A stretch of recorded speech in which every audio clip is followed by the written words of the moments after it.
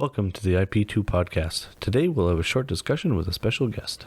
We are pleased to be joined by Frédéric St-Laurent, Judge Community Representative for Canada and the first Level 2 Judge for Canada.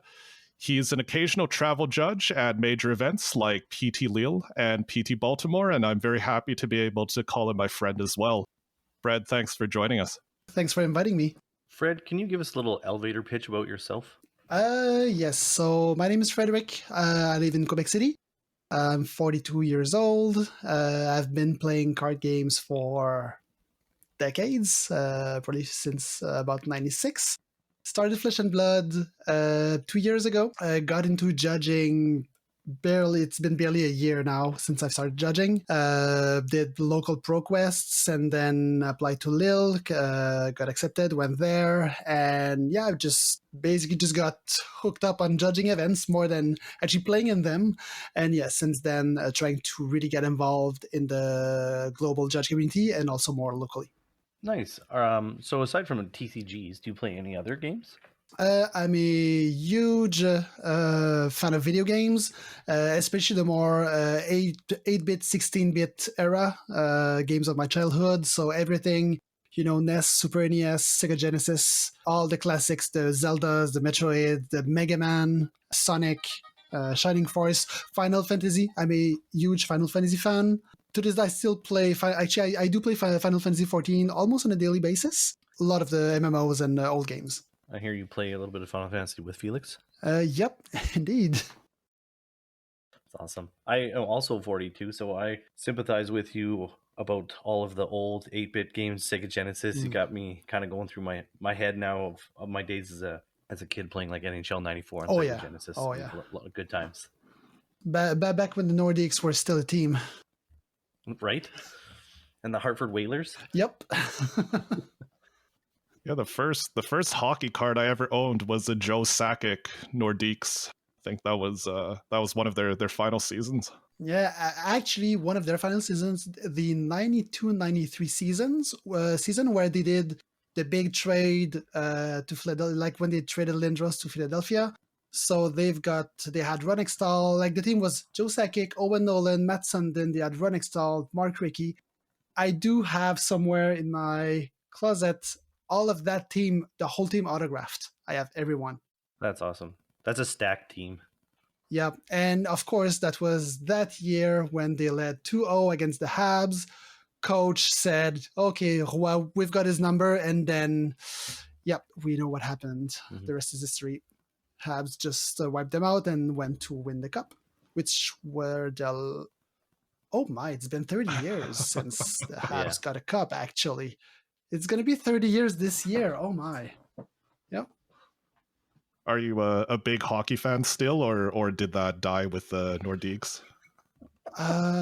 Kind of died a bit with the Nordiques. I still follow the Avalanche, of course. Otherwise, I watch a bit of it, mostly watching the Leafs because, You can't say that. We're from Calgary. Come on. No, but it's okay. Like, I mean, like from coast to coast throughout the country. And I mean, there's one thing that does unite us, everyone, is that the Leafs just, we just like to make fun of them. The easiest target. Maybe except the Fulton Toronto, but then again. Easiest target. There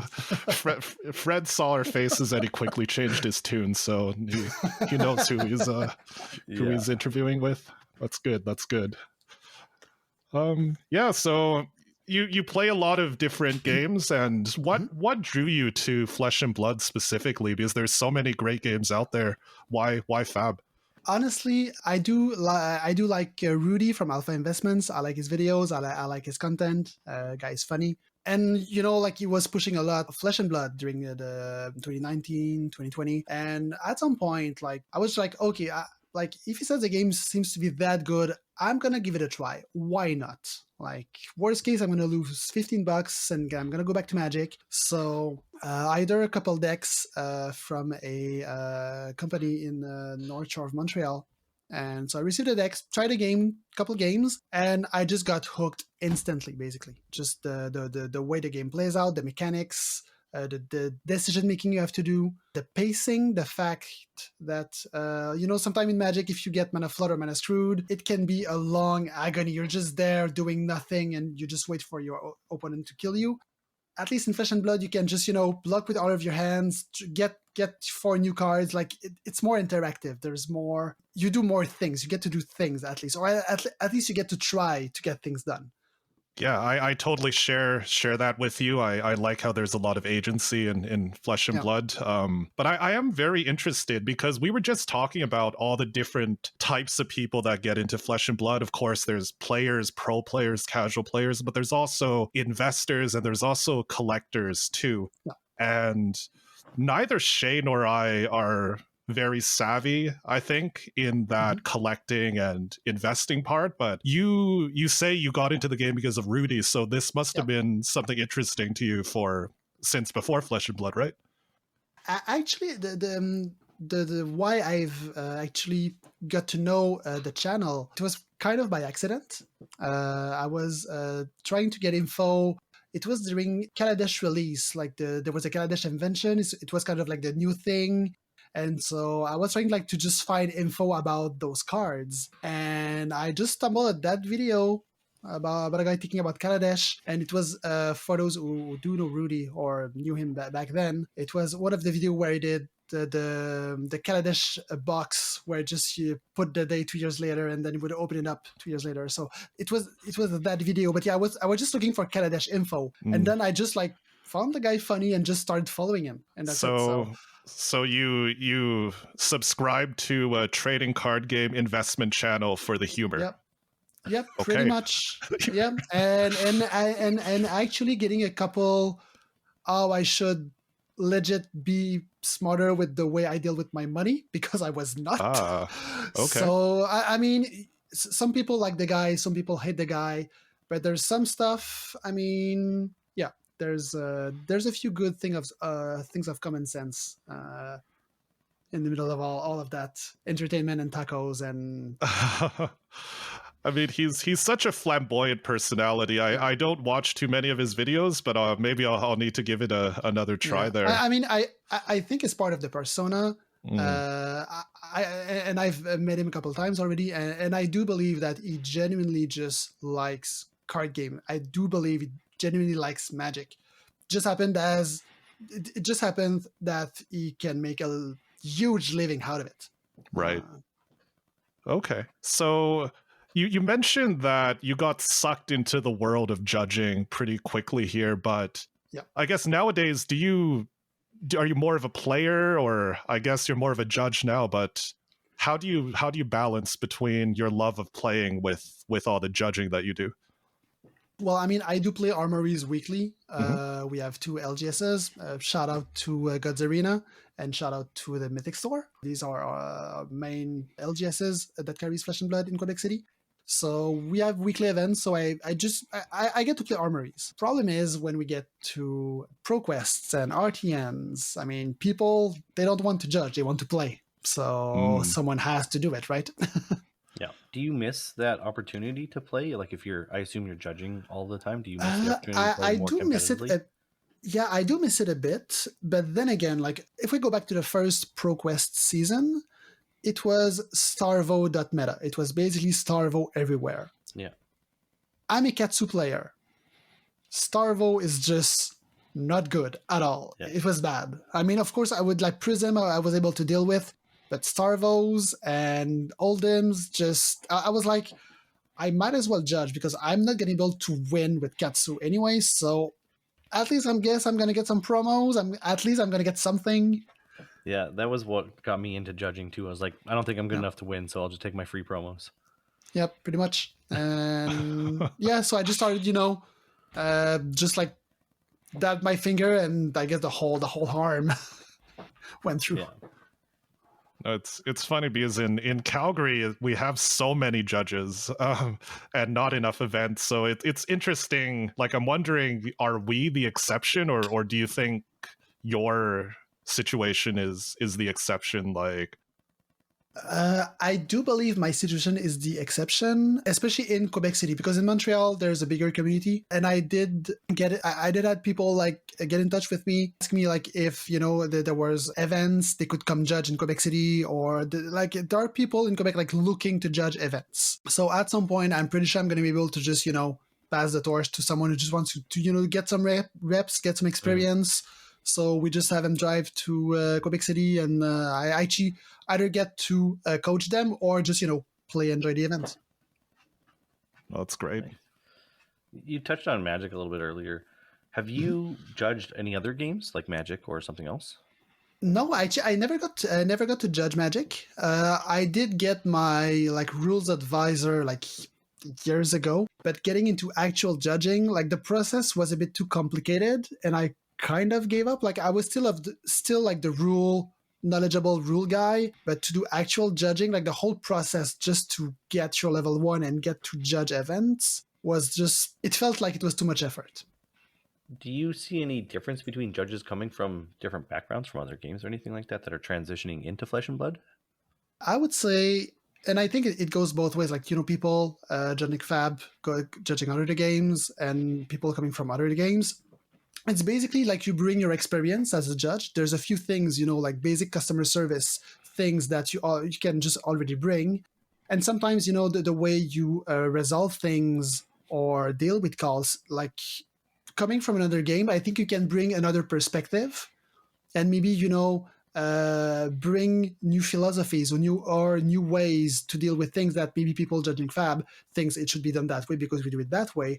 Or in Magic especially, it's done in a specific way because, and then you come in like from Flesh and Blood, but we do this or we try that or we have that mindset. So I think it's a good thing. It's basically you just, just cross-pollinate and, at some point you just bring different ideas, and some ideas will probably evolve and just improve with time. So I do believe bringing like perspective, and even not even only from the judging, but from like I'm doing IT customer service for a living, customer service and service level agreement management. So then again, the way I do things, I can bring those things, or the way I deal with my teammates or my team, I can bring that knowledge or that way of managing team. I'm doing like team leading in Flesh and Blood, or I've done a bit of game design. So for me, when we talk about rules and what the card should do, like to me, my reflex is, but what is the intent of design? Like what the designer of the card wanted things to do? This is what we should try to find out, and not find who's right and who's wrong, and just ask the devs. So what does the card is supposed to do? What is your intent? And then we can figure out the rules and figure out how we should apply the rules and apply policies. So when you talking about rules and card interactions, is that something that you as the JCR is able to go back to like LSS and talk about the way a card is worded or the interactions and maybe help resolve something that's unclear? Not really. And I would say for that, I mean, if you go on the Judge Hub Discord, I mean, there's an open channel about rules discussions, and the basically like Josh Scott like is taking part into the conversation and takes feedback.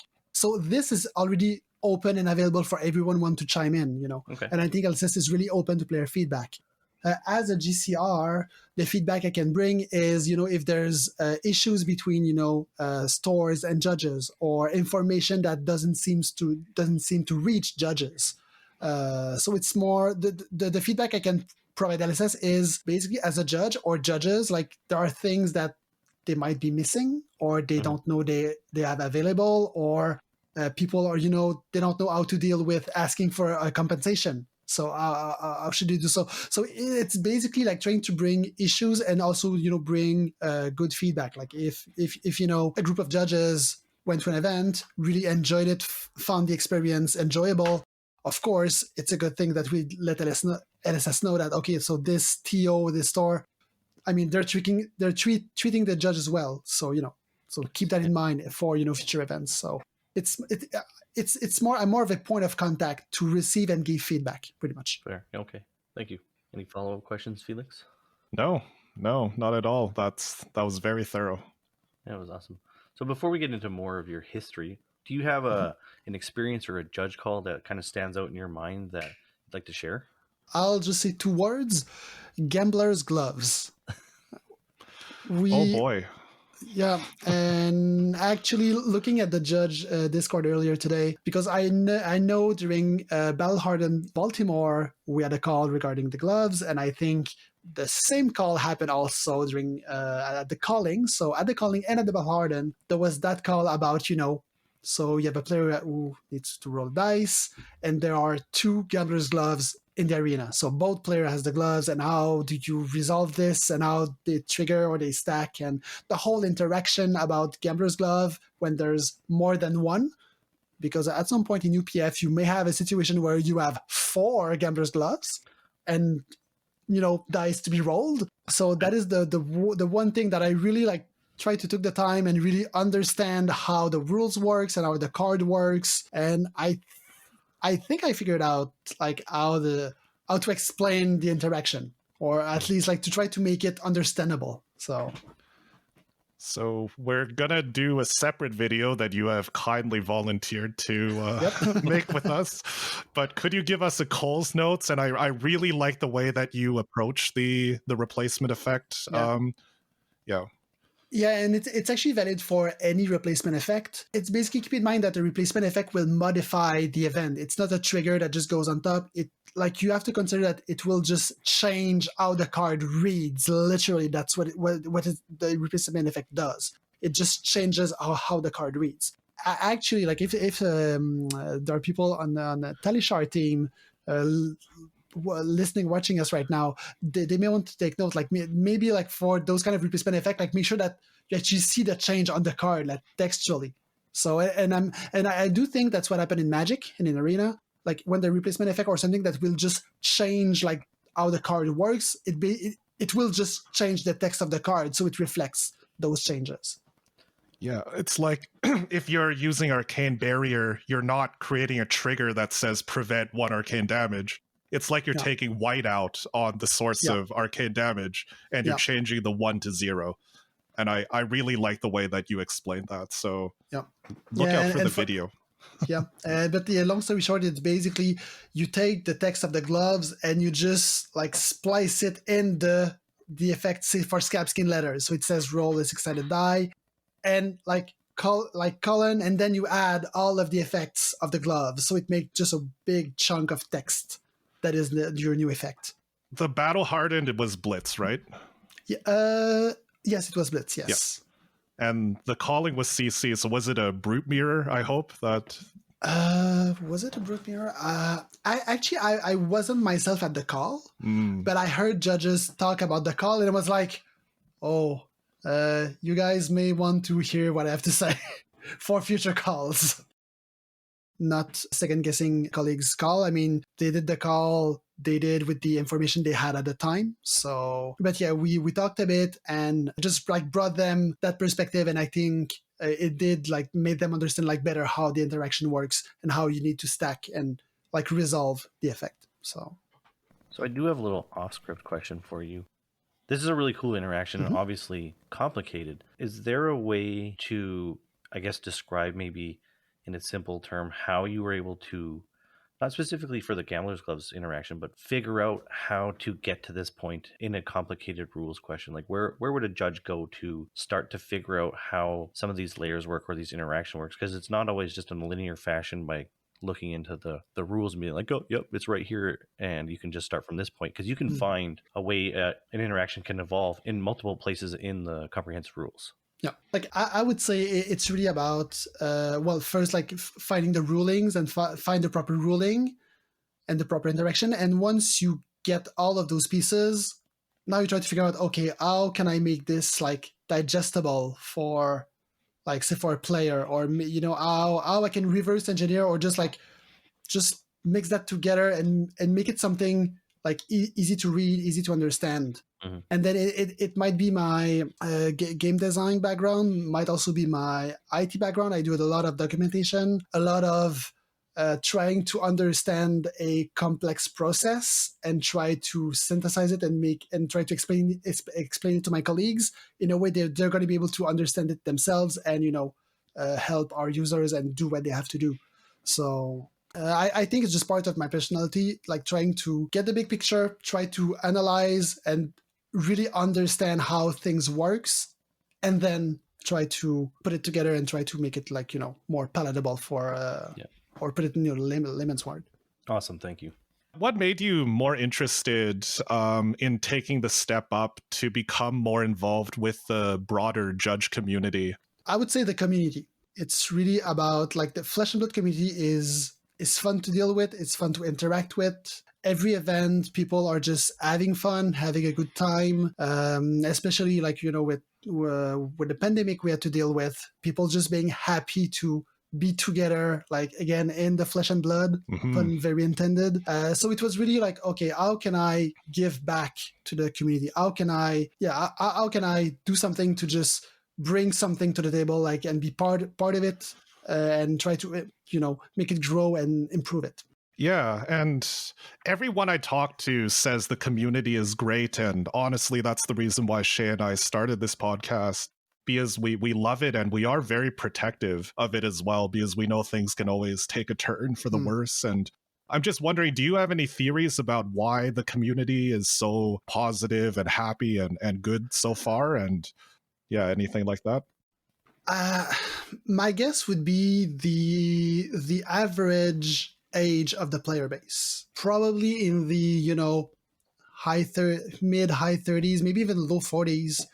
A lot of people, like myself included, we're just getting too old for drama. Like, we just want to have fun, we just want to have a good time, pass way beyond like drama and trying to stir up things and gossip. So I think there's part of that, and there also might be the thing about the game is still fairly new, so we're all together in something new, into building something new from scratch, pretty much. Yeah.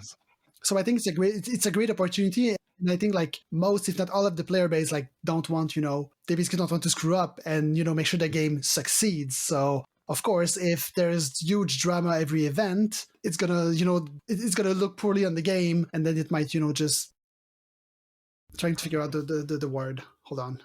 The antonym of attract in English.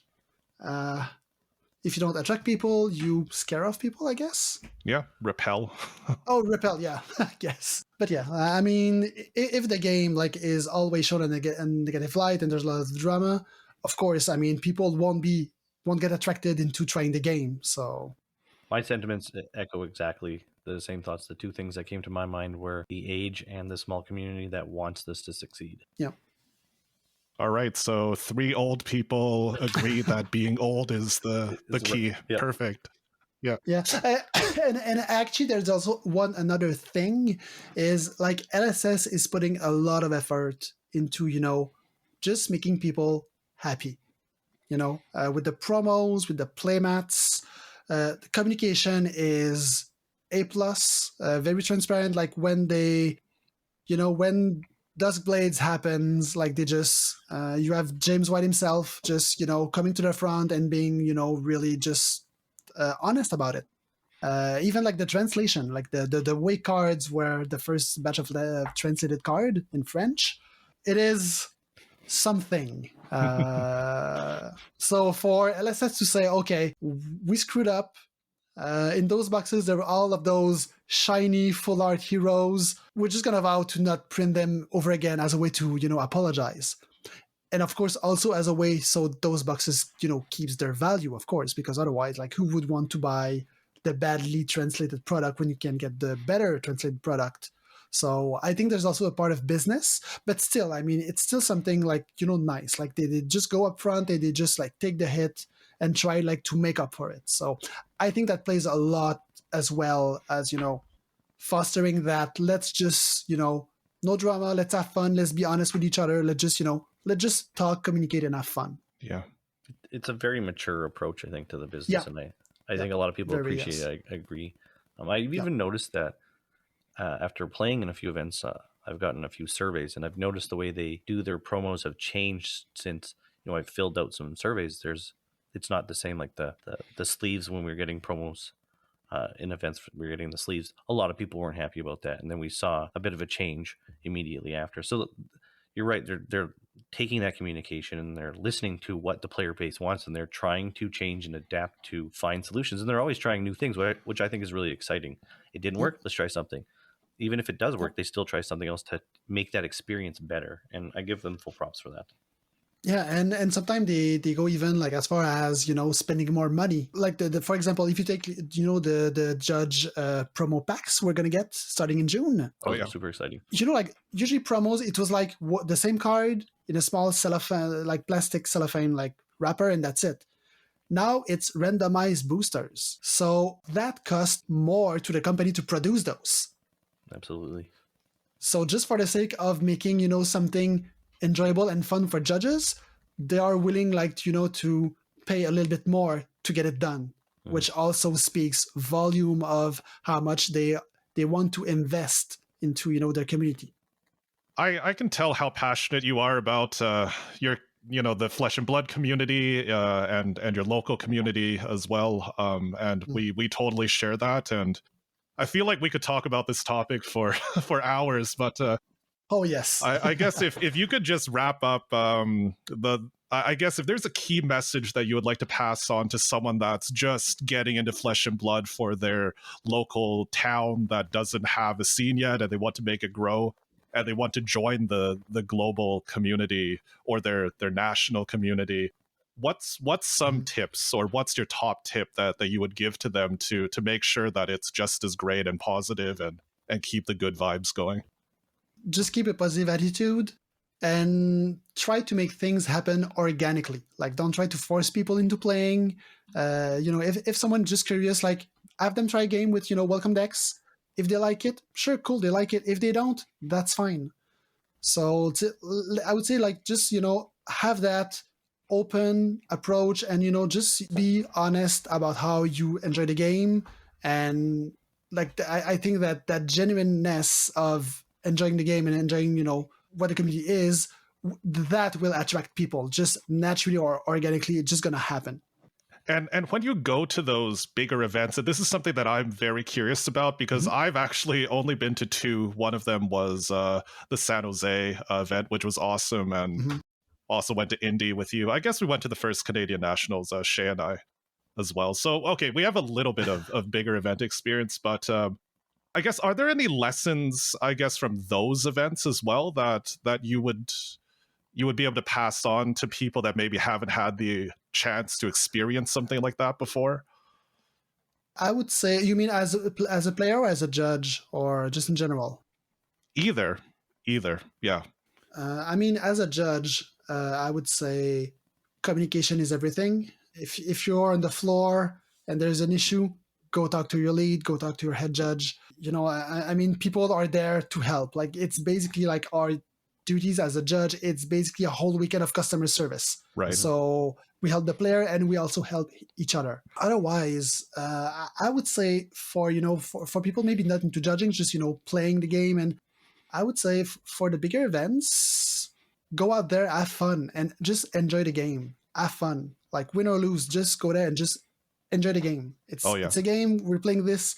Of course, I mean, some people are more competitive and they really play to win, and that's fine. I mean, it's part of the ecosystem, and we need those people to so the game improves. And as the more casual players can try to learn from those people. But then again, like, you have to go there and just have fun. Just try to have a good time. Make sure the people in front of you also have a good time. That's the one thing. It just, that energy it's just contagious when you see just a bunch of people just having fun, laughing, fist bumping. Keeping in theme with large event, I understand you were part of an end of round team. Can you tell me more about what that is? Basically, end of round is we're making sure that when the round is about to end, that there is no outstanding time extensions or tables that are not attended to. We also make sure that all of the tables, like the scorekeeper, got the scores. And it's pretty crucial because say you have, calling, you have maybe 7-8 rounds of Swiss in a day. You start at 11 a.m. You don't want to have like a bunch of running around trying to find scores. And, you don't want that each round, instead of lasting maybe 60 minutes, you don't want them to last 75 minutes. So you need a team to make sure, okay, like, are the tables are being watched? First, for time extension, and second, to make sure if there's a draw, that it is an actual draw that is happening, that there's no shenanigans between players. So there's part of making sure, ensuring the event's integrity, and also it's also just make sure that the rounds ends and roll around really like smoothly, pretty much. Which event was this at that you did the end of round team? It was at the Battle Hardened in Baltimore a couple of weeks ago. Okay. So how did you come about picking your team, or were they given to you, and how many judges were there to pick from? So basically, I did get assigned the people under my team. I didn't get to choose. So it was the head judge for the event who just made the teams, told me, so I'm going to be team lead for end of round, and here are your three people who's going to be working with you. Gather up, meet up, get to know each other, and have a plan for them. Give them the information they need. Make sure they go on break.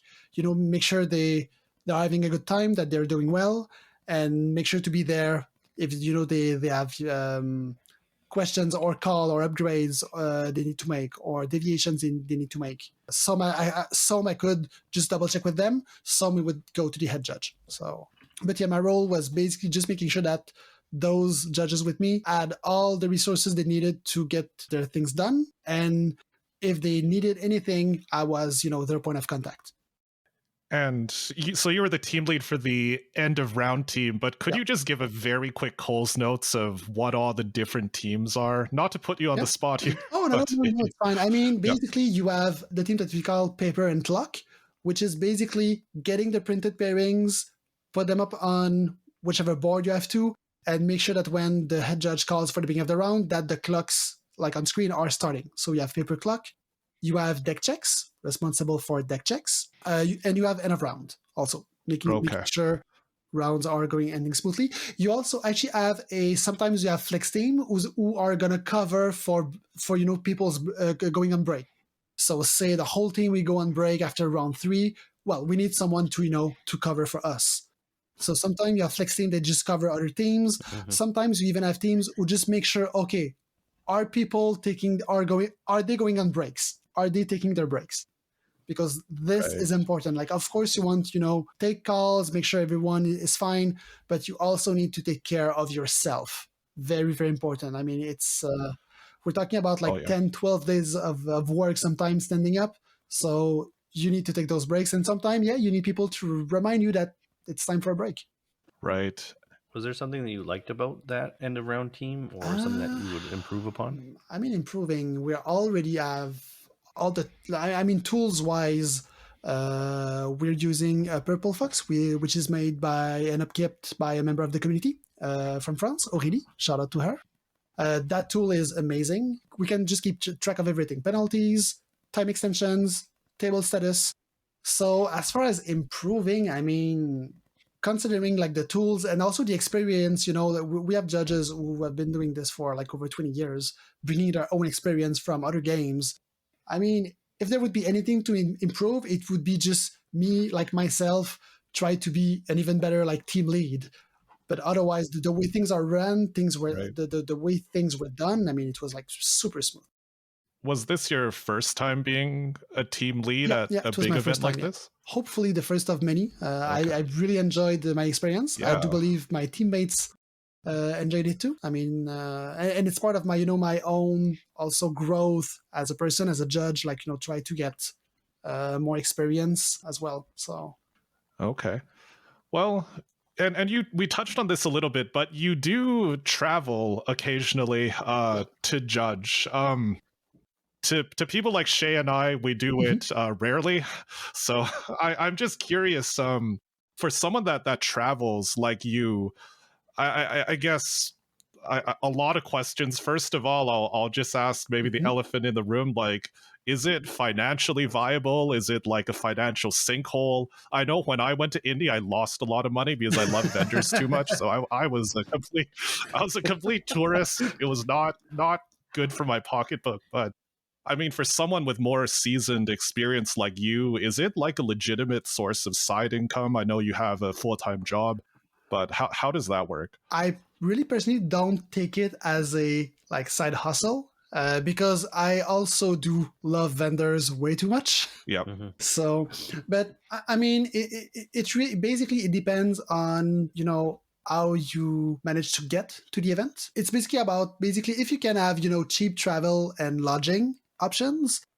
Yes, I mean you can make a small profit out of it. Profit that may end up in buying cards you want but do not need, but otherwise, but like going like really like full professional full time judging, is it possible? Maybe, but I would think you need to have like a lot like head judge experience, like being in a high lead head judge because of course the compensation is bigger because there's more responsibilities. So I think like for high responsibilities, and you definitely need to do several games. Like I would say like Magic, Pokemon, Yu-Gi-Oh! Yeah, I mean if you want to do this full time, you need to judge a lot of stuff. So Right.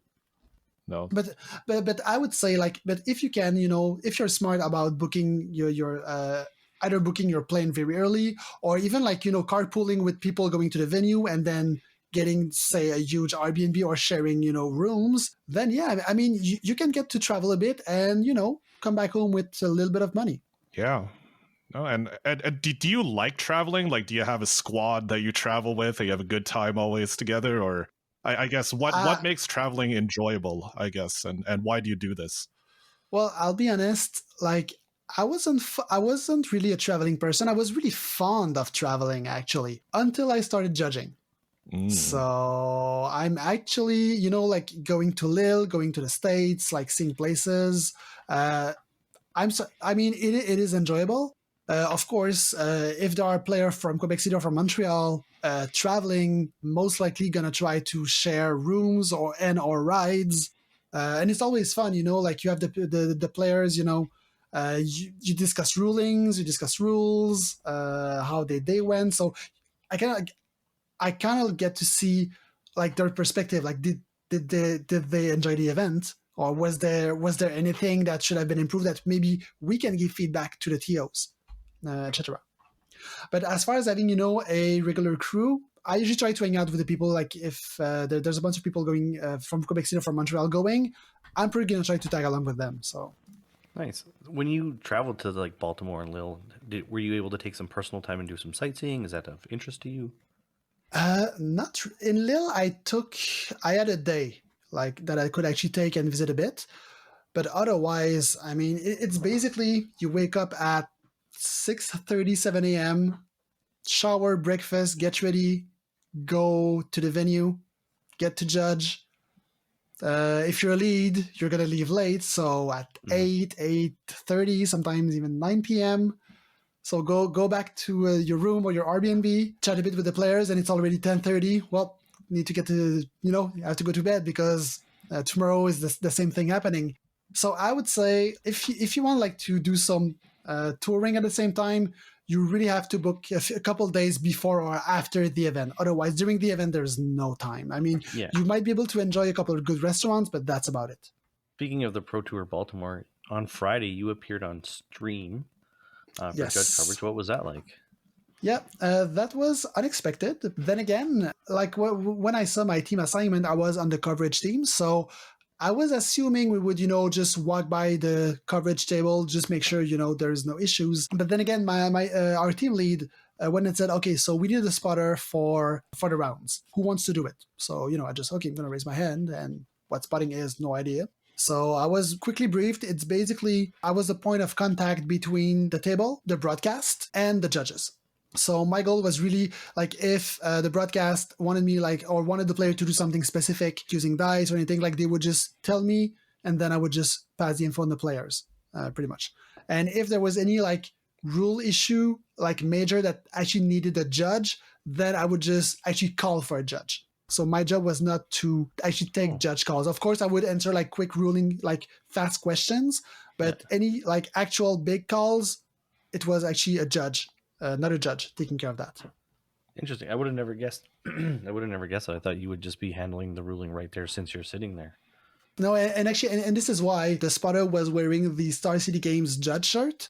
because that position was more of a TO related spot. Like you would help the TO, the broadcast team. So like during those rounds, I was not actually a judge on duty. I was more of someone helping with broadcast and with presentation and everything. Okay. Is that why you had to wear a blue shirt instead of a yellow shirt then? Okay. Yeah. The blue shirt is Star City Games, floor judge usual attire. Like if you go, sometimes you will go to a Star SCGCon event, and instead of the yellow Flesh and Blood shirt, you will be wearing the blue shirt instead, even though you're judging Flesh and Blood events. Right. Do you have any highlights from the Pro Tour while you were there? From the Pro Tour itself, or the Pro Tour itself, or the event as a whole? Whatever you want. We're easy. Highlights. I would say the UPF event. Like for me, it was a UPF event. I was the one in charge of it. And if you've seen a couple of videos on YouTube, there was that one guy who actually brought a Rudy Gemkeeper deck, asked me if they could use it, play with it. And actually, I'm going to just tell you the whole story. So the guy, then again, if his name is John, if he's hearing right now, I mean, thanks, man, for making this happen. It was hilarious and a fun moment. So comes up to me. It's like, so I've been told you're the head judge for the UPF. I'm like, yeah, sure. What's up? How can I help? Opens a box and I see all the slabs. And he's like, can I? So I'm there. I mean, as a person, of course I want this to happen. This would make for an hilarious moment. This is absolutely. As a judge, so many issues.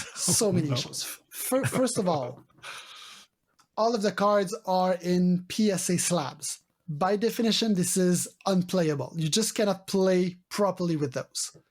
This is why when people come to us and say, hey, I have a hard to find all in a slab, can you give me a proxy? I'm like, I can't, because the card is in a slab. Technically, it's not even legal to be in your deck because it's over-sleeved, quote.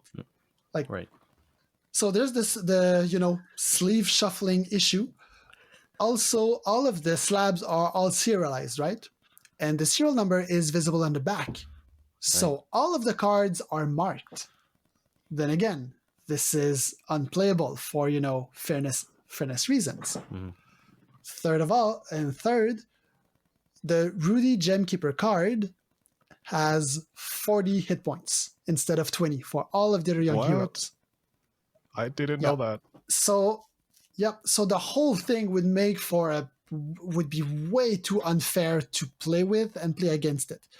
So, but then again, I mean, this is like probably a one in a lifetime opportunity to have this happen. And James White is attending and playing during that UPF event. Yeah. So I tell the player, look, make sure you have a second playable deck just in case. I'm going to see what I can do. And I will probably have to negotiate that you will not be able to gain any prizes, because keep in mind, for that event, there was a gold foil silver palms for the winner. Right. Yeah. So then again, I was like, if we're letting you play with this, you're relinquishing any kind of prize, or even if you will win the match, you have to agree to give the win to another player, because the deck is actually illegal to play with in the first place.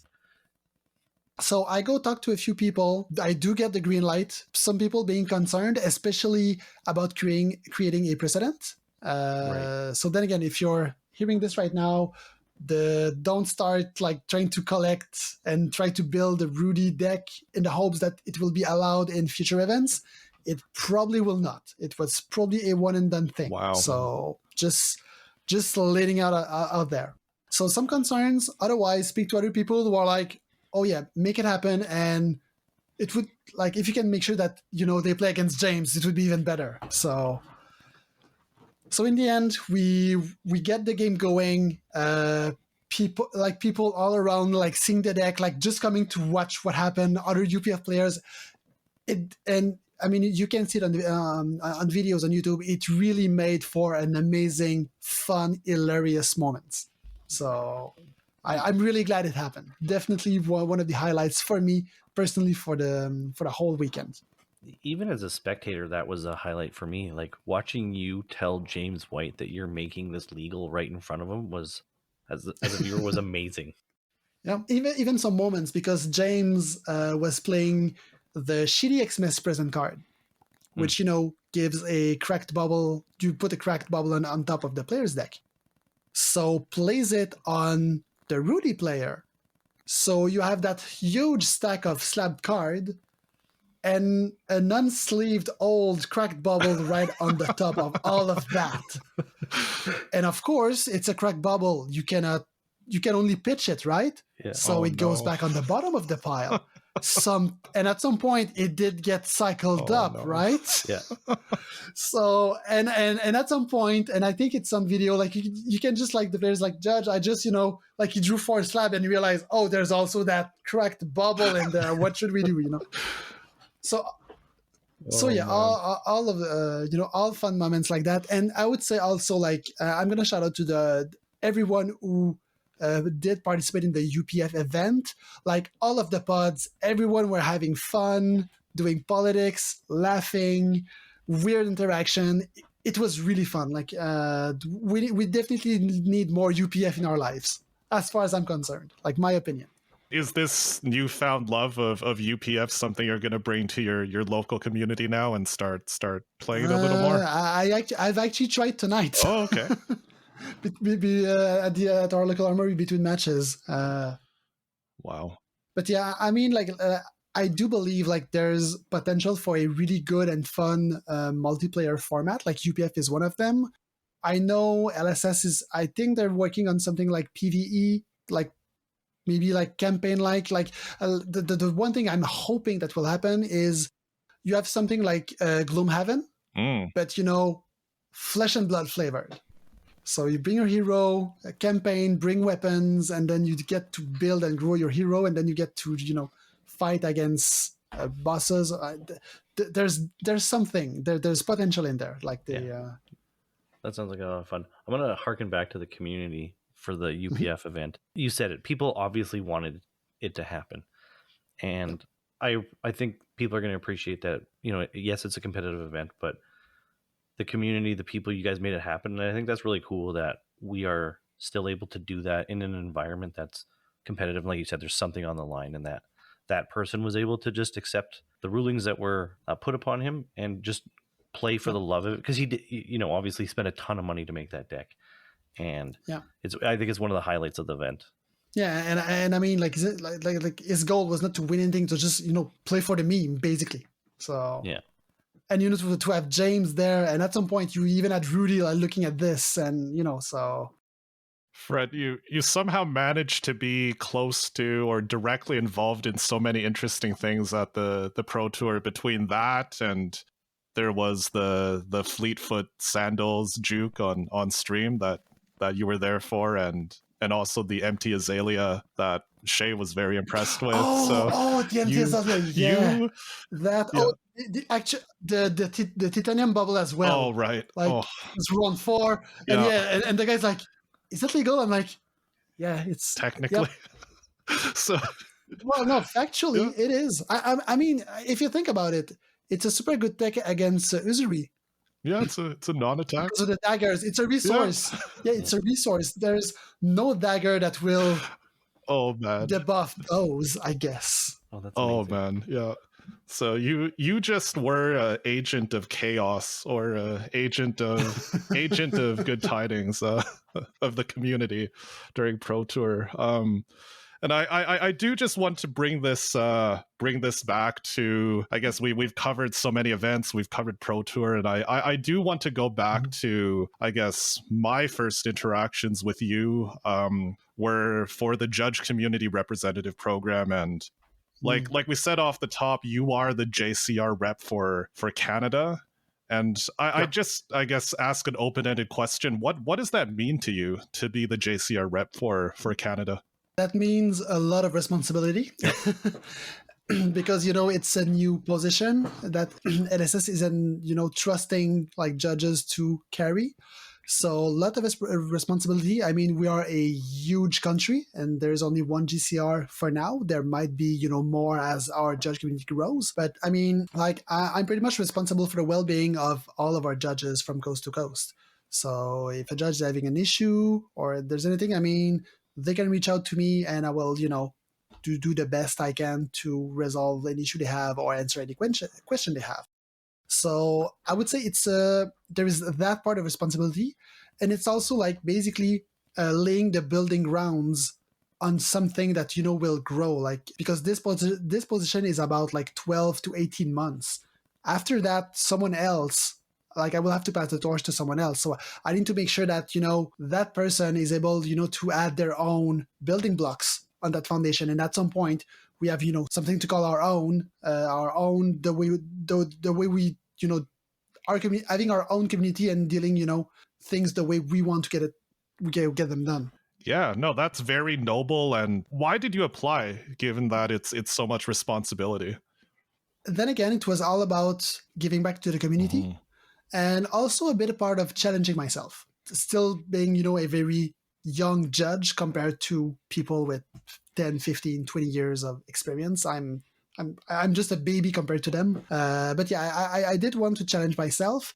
And also, I think I was the only L2 at the time. So kind of like, yeah, I guess I should, try to apply and, get the position. And so take the experience I'm already taking from doing the bigger events and try, to make it available for every judges in the country. Right. So it's really about, it's really like a bit of personal growth, of course, but also like trying just to be available and being there if people need help or need assistance or need anything. No, that's awesome. And I know I've personally really benefited from your advice, even before we met in person. And it is definitely something that I would encourage any judge just to find out who your JCR rep is and to use them as a resource, just like I can use Fred or Shea. Yeah.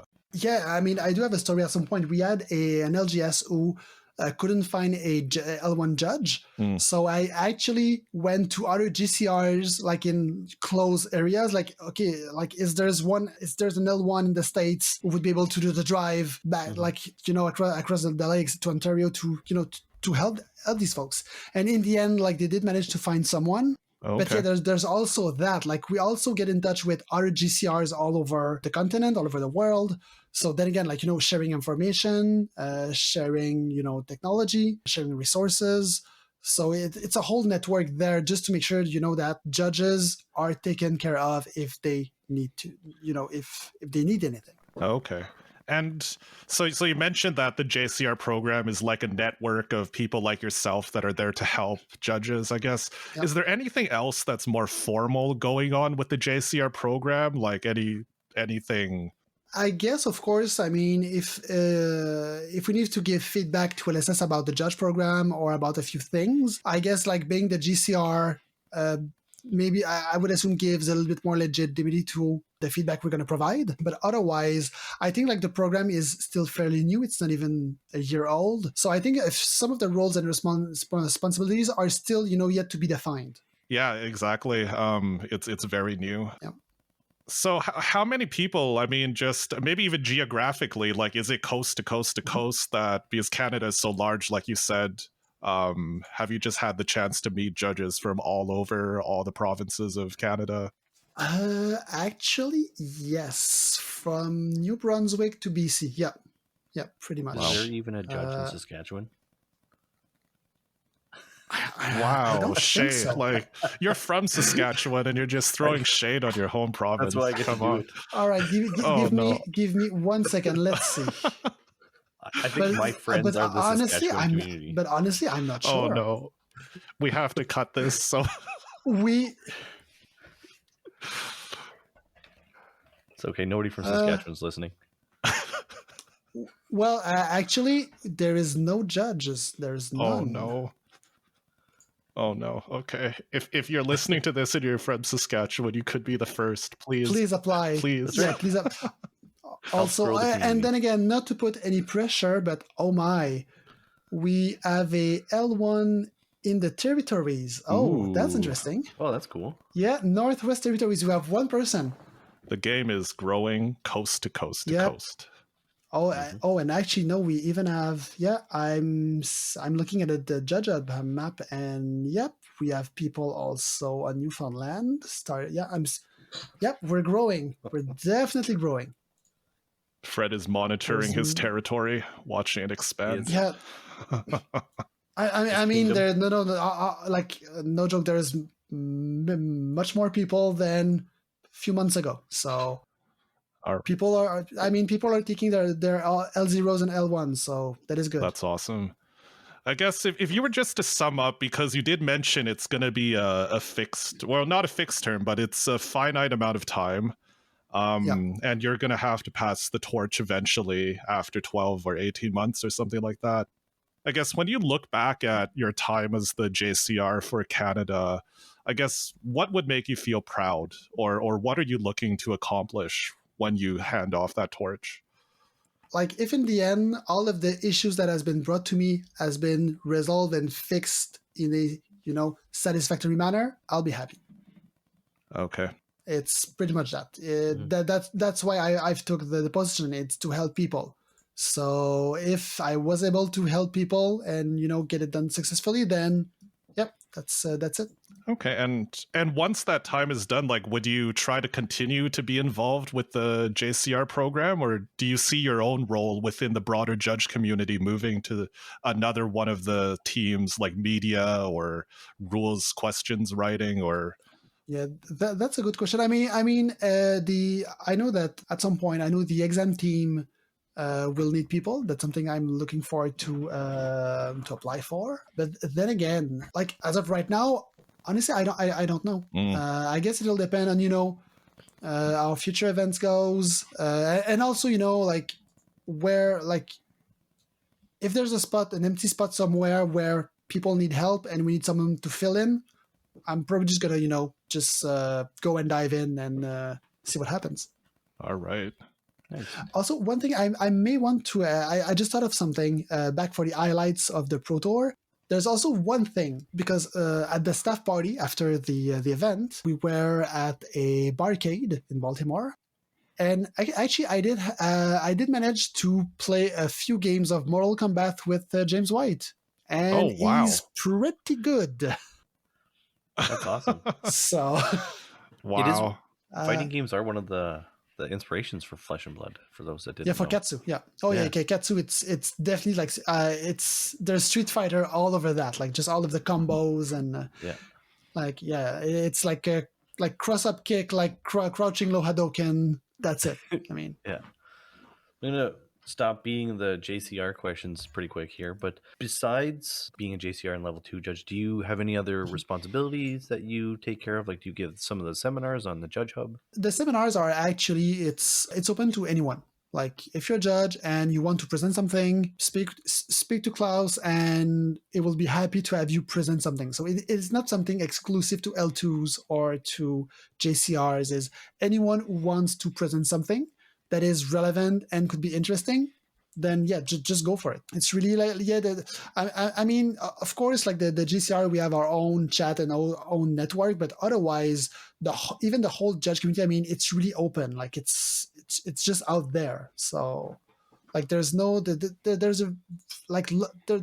really any locked doors. I mean, keep in mind, I did manage to be selected to judge at the Pro Tour after only doing like 2 pro quests. Like, I was a judge for a couple months when that happened. Right. So, like, the doors are openable. You just need to go and knock. And you might be surprised how easy they may open. Okay. So would you recommend that judges try traveling to larger events and getting that experience?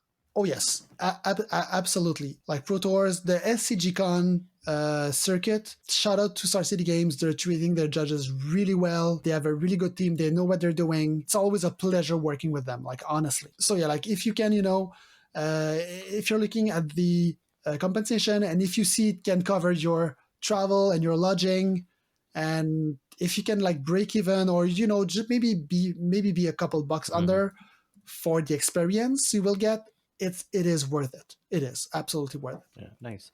And so Felix and I talked about on some of our past episodes about, we're always nervous about judging events, in particular larger events where there's maybe people that you're not familiar with and there's a lot more unknowns. What would you say to those people? I would say just be yourself, go out there. I mean, other judges are probably in the same situation as you, like being a bit nervous and everything. I remember Felix in Indy, like the first few minutes felt a bit nervous, and after one round, I mean, he was crushing it, really. Nice. Yeah, and knowing that there's a big team there supporting you, because one thing that we get used to working locally is you're the guy or you're the judge. Yeah. And I mentioned to you, Fred, I've never had to deal with something like unsportsmanlike conduct major or cheating or aggressive behavior or something like that. Or even like, medical emergencies. That happened in Indy. I wasn't ready. Like that is something that I did not expect. And it happened. And then I spoke to another, more seasoned judge, and he was like, oh, don't worry. It's like, it's going to happen at least once a year. You'll get used to it. Yeah. So. Yeah. But knowing that if ever there was anything that was to the level of requiring an IP penalty, or even knowing that if the players didn't like my call, they could appeal to the head judge. Like that's something that I don't think people realize, that you have a safety net, especially if you're new. Yeah. Yes, there is, and there will be other people there to help you and assist you if you need anything, like people with experience or people who knows how to get things done. So yeah, go there if you need help. Just ask, and just be yourself. Try to enjoy the event. Try to do your best. The same way you would do your best with your local community. It's the same thing. Like there was one Bellharden in Philly that was kind of the head judge, and it was a bit stressful. But at the same time, I was like, okay, so it's just a bigger ProQuest. Right. It's the same thing, just more people. All right. Wow. We have spent over an hour talking, Fred, and oh my God, the time just flew by. So I just need to ask you, are you looking to join a podcast? Maybe. Like, I'm going to be super honest. Like, if you would know me in real life, I'm the least talkative person in a crowd. And I'm actually a bit of a camera shy person. So it's just like this interview is a challenge for me in itself. And it's enjoyable. I mean, it's out of my comfort zone, but I'm enjoying it. So yeah, I guess I could. You have been very chatty, very enjoyable, and if you ever want to hop back on and someone else to talk, so Shea talks even less when we're podcasting. I mean, as long as you don't mind my as long as you don't mind my French Canadian accent, that's fine. It's awesome. It's awesome. We really appreciate you coming on and being basically an open book tonight. It's been super eye-opening for me, so I do appreciate your time. Yeah, again, thanks for inviting me to the podcast. It's been an honor, and if let's have another chat another day, another time. Awesome. Yeah, for sure. Fred, if people do want to get in touch with you, do you use any kind of social media, or do you prefer for people to reach out over Discord, or how should people get in touch with you? I mean, my Twitter is a barren wasteland. Don't go there.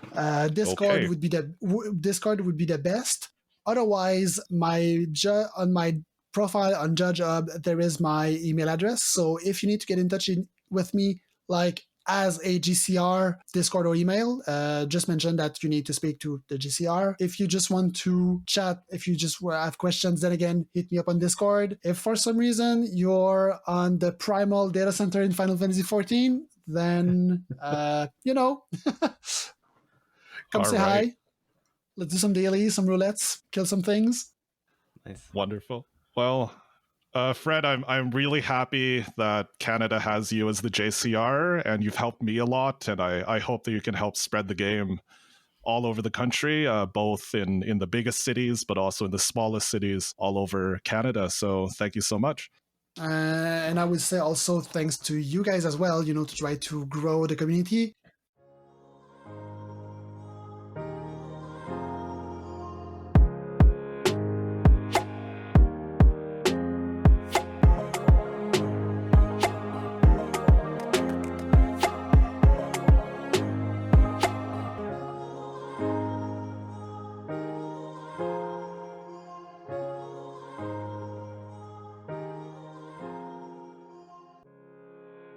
And also, going to these big events. Good night, Felix. I mean, I've seen you in Indy. You're going to be an amazing judge. I mean, you've been people did notice you in a very, very positive manner.